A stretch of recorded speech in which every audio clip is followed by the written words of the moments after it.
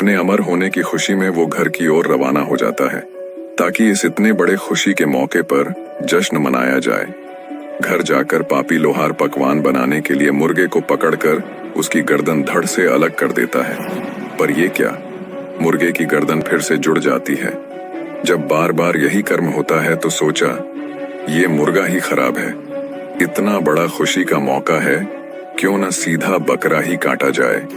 ये सोचकर पापी लोहार बकरे की गर्दन काटता है, पर मरे हुए बकरे की गर्दन भी मुर्गे की तरह फिर से जुड़ जाती है।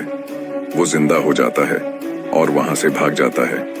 लोहार की हैरानी की कोई सीमा नहीं थी। कुछ सोचता है और फिर एकदम से अपना सिर पकड़कर बैठ जाता है। यमराज को तो मैंने कैद करके कुर्सी पर बिठा रखा है, फिर कैसे किसी की मृत्यु संभव है। सोचता है कि इस दुनिया में अब किसी की मृत्यु हो ये नामुमकिन है। सोचा कोई बात नहीं, मुर्गा बकरा न सही, दाल चावल खाकर ही गुजारा कर लूंगा। कम से कम जिंदा तो रहूंगा, मृत्यु का कष्ट तो नहीं उठाना पड़ेगा। अब वो दाल चावल और अन्य प्राकृतिक चीजें खाकर जीवन जीने लगा। ऐसे ही समय बीतता गया। यमराज जी को उस कुर्सी पर बैठे करीब 1 साल हो गया। पूरी दुनिया में तबाही का मंजर था। किसी की भी मृत्यु न होने के कारण आसमान पूरी तरह से मच्छर मक्खियों से काला पड़ गया था। खेतों में होने वाली पैदावार को भी कीट पतंगे और अन्य जंगली जानवर चट कर गए।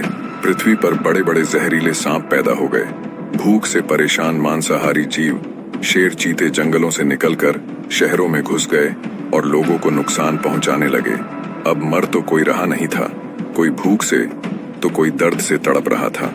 पूरी पृथ्वी पर त्राही त्राही मच गई। अब लोहार को भी अपनी करनी पर बहुत पछतावा होता है। खुद से कहता है, मैंने अपने स्वार्थ में यमराज को उस कुर्सी पर बैठा दिया जिससे पूरी दुनिया तहस नहस हो गई। इस जिंदगी से अच्छा तो मैं मृत्यु का कष्ट ही सह लेता। गया भागा भागा, खुद को कोसता हुआ अपनी दुकान पर, और यमराज को आजाद कर दिया।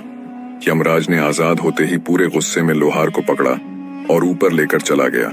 कुछ ही समय बाद धीरे धीरे पूरी दुनिया में मृत्यु होने लगी और धीरे धीरे सब सामान्य होता चला गया।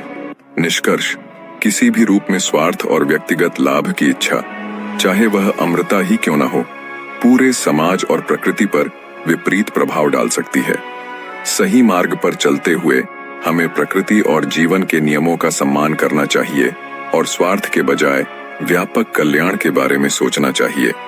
अंततः सच्ची शांति और संतुलन वही है जो संसार के प्राकृतिक नियमों के साथ सामंजस्य में रहते हुए प्राप्त की जा सकती है, न कि उन्हें तोड़ने से।